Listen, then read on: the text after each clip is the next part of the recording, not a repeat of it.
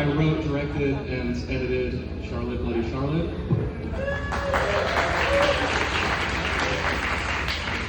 Hi, I'm Aaron Alford. I got my eye cut out and then my throat slit in Charlotte, Bloody Charlotte.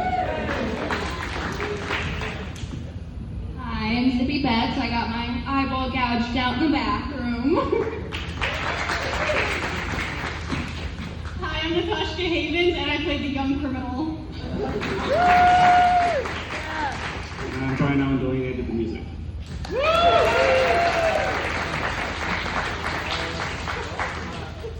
Anybody has any questions? I think there's an audience microphone over here. But does anyone want to tell a story about it or anything?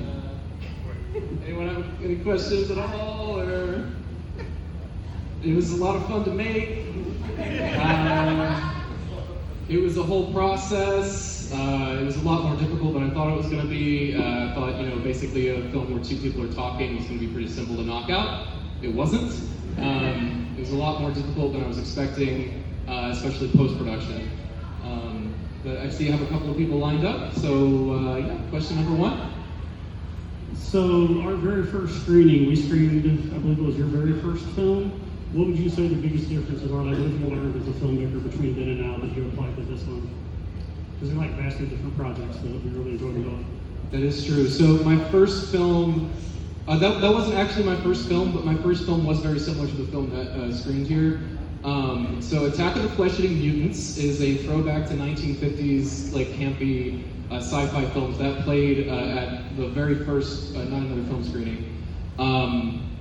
Comparing myself then to now, I mean, man, that was 9 years ago that I made that film. I was 19, or 20, I was 20, excuse me. Just out of high school, and I think it's just like mature, your frontal lobe fully develops and you do less stupid stuff, I guess. You're more responsible. I wanted to make sure that like I paid everybody, just like respecting the fact that like these are professional actors, and I want to make sure that it's worth their time because I know that they can be off doing other things. So just just doing right by everybody, and I don't know, in terms of like a creative, I think I'm pretty much the same person. I think I can make that same, I could make Attack of the Flesh-Eating Mutants too, probably. Yeah. Yes. Mr. Anthony. Hey, what's up? Hey. Hey. The eyeball. Yes. It looks so delectable. Yeah, so I have little candy eyeballs, if anyone wants. I've got a little bag of gummy eyeballs. I also have little posters, if anyone would like a poster. I have 4x6s and 8x10s. But the eyeball in the film, I would not recommend eating. It is made out of fiberglass, or I don't know what it was made out of, but not to be eating. But yes, it does look pretty delectable, which is why I brought the candy. You want? Yes, sir. So you wrote, directed, and edited. Which part would you say was the most difficult? Directing. I also produced it. I just didn't put it up there because I didn't want to just like fill it up with a bunch of credits. Producing was probably, I would say, getting everything together, like finding the actors, communicating with the actors, finding locations, finding the costumes. I bought all the props, I bought all the costumes, coordinating with the actors, getting their, getting food for everybody. I was doing all of that. And then I would say underneath that was directing, because I was running on 0 hours of sleep both nights. I did not sleep either night, just because I was nervous and I wanted to make sure that I was up early and I didn't miss my own shoot. Screenwriting, I want to say, was the easiest part. But I did do close to 8 drafts of the script before we started shooting. So it went through very drastic changes. So probably producing hardest, then directing, and then writing was probably the easiest. Oh, well, editing. Editing and writing are about the same, I would say. Yeah. Thank you. Yes, sir. Hi. So there was some prosthetics that were used in this movie, and to the two actors that had their eyes gouged out in this movie. What was that process like for y'all? Did y'all enjoy that? Was that scary? Was it exciting? Did we enjoy it? Yeah, did you enjoy the anticipation to have your eyes gouged out? Let's take a step back. I wanted to work with Anthony because we have a mutual friend that wanted us to work together. So when I saw that he posted something, I waited for a while and then was like, "Hey, dude, I'll connect with you. Let's do this. What does it entail?" And he's like, "Well, David doesn't have a lot of lines, but he does get his eye cut out, and then he has to sit there on camera and then potentially die." Not potentially, definitely die. And then, so to put on the prosthetic, this was something that I agreed to because I thought, this sounds awesome. Put it on in the morning. I think it lasted like 8 to 9 hours of me in that prosthetic, which was insane. And then I lost all depth perception. And it was funny because any note that Anthony would give me that was over here, I couldn't see. So I'd have to shift in my chair with the handcuffs and the ball gag to look at it. It was wild. Would I recommend it? No. But it looked cool. It looked super cool. Okay, you're up. I remember when I found out I got the part, I made my whole family go on a walk, and I just sat in the house screaming at the top of my lungs, like flailing down the wall. I didn't have to do any prosthetics, but I had a ton of fake blood, which that was awesome. But what was really hard for me was not actually gouging out my eyeball with the eyeliner pencil, because I was like holding it on there for 20 minutes, not too long. That was a quick. Like, we were filming for like an hour, but I was holding it on there for a bit, and yeah. The fake blood was a lot of fun, though. I had fun playing with that. Sorry, let me follow that up. There was another prosthetic that I forgot about. The one when she cut my throat, and that was connected to a pump, and they pumped blood out of that. It shows it for like a second in the film, but we did like 3-4 takes of just blood pumping down the front of me. It ruined my shoes. I threw away those shoes.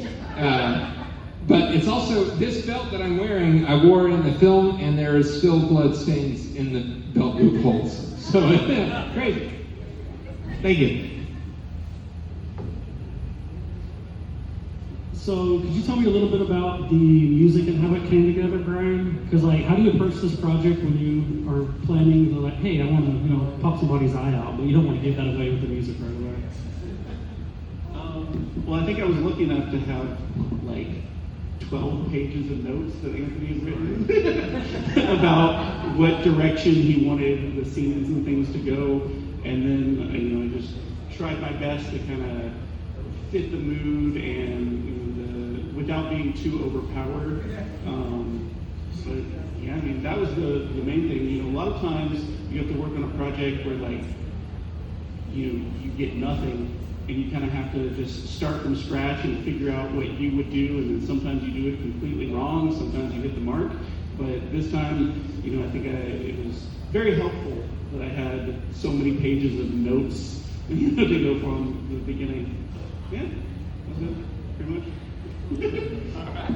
I wanted to ask a question for Natasha. So, how does it feel playing a bully? Like, how did you approach that? When I asked you, hey, can you play this really not great character? How does that make you feel?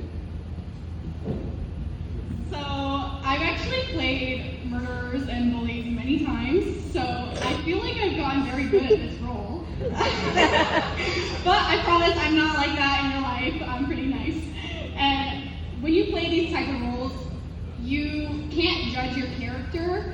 A lot of the times when people are mean or are murderers, it's because they have a lot of psychotic issues and they deal with jealousy and for Charlotte, revenge. So we as people can relate to those everyday kind of feelings. So I can relate to those type of feelings, not to the point of murder, but but if you know your character is a murderer, or if you know your character is just a bully, you gotta go like full out. You can't be like, oh, you're so bad, I don't like you. Like you have to not judge your character and be mean.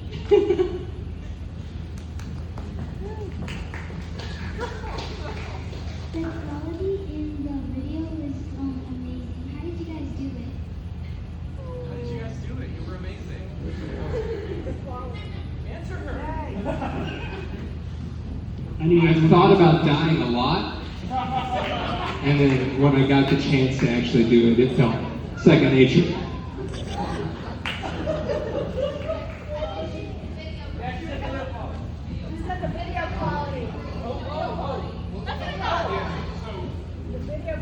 So we watch a lot of movies, and the video, the quality looks amazing. Oh, okay. Looks So, amazing. It doesn't look like if anybody was using the iPhone. Thank you.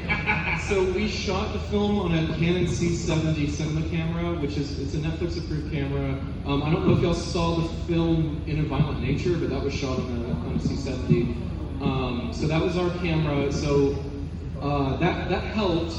And so I don't know if y'all noticed, if y'all could see on the screen, but there's like film grain and like these like yellow highlights that are there that are kind of like really bright. So that was intentional. The raw footage isn't grainy like how the film is.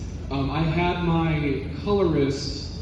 He's a really good colorist. His name is Edwin Oliva. He was also the sound mixer. He was holding the boom mic and sound mixing on set.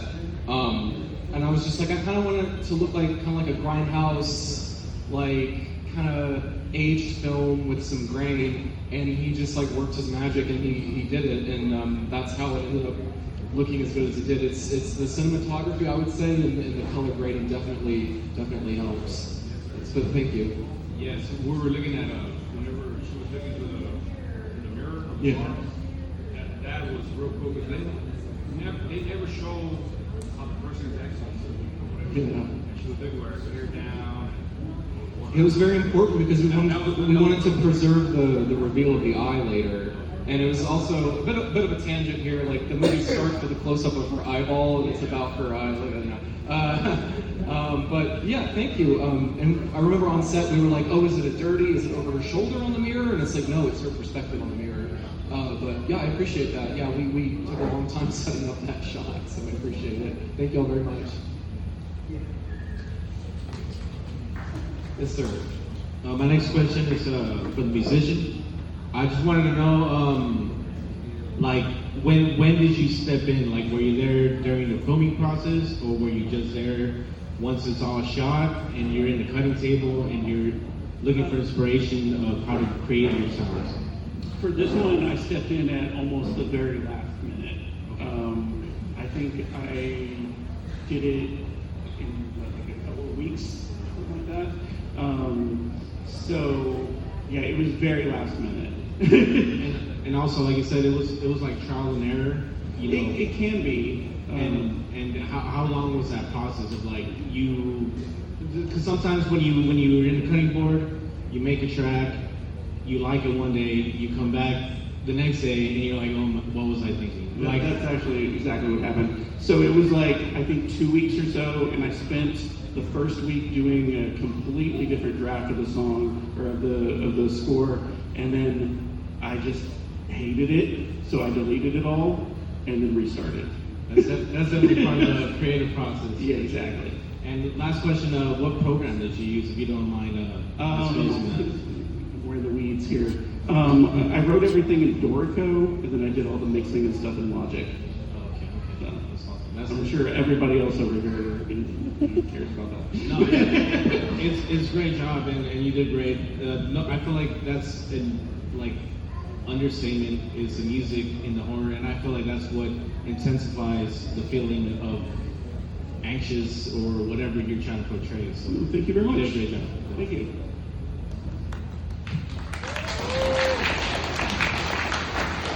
If that's all the questions, I would just like to quickly say that like these people were really incredible to work with. If I could just share just quick little personal things.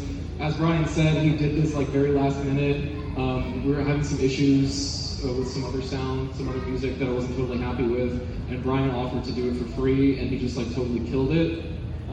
Aaron had to wear those uncomfortable prosthetics all day, and he had to be in a ball gag, and it was really uncomfortable, and I feel bad for him. But you did a good job, and it looks great, so it's okay. And then Natasha just like shows up, and she's like, okay, what am I doing? I give her like very minimal direction, and then like it's one take, and like we don't have to like really do any more takes. So it was just like, do exactly what you just did, but let me go to a different camera angle and just like do exactly what you just did, because it was perfect. Every single take was perfect. And then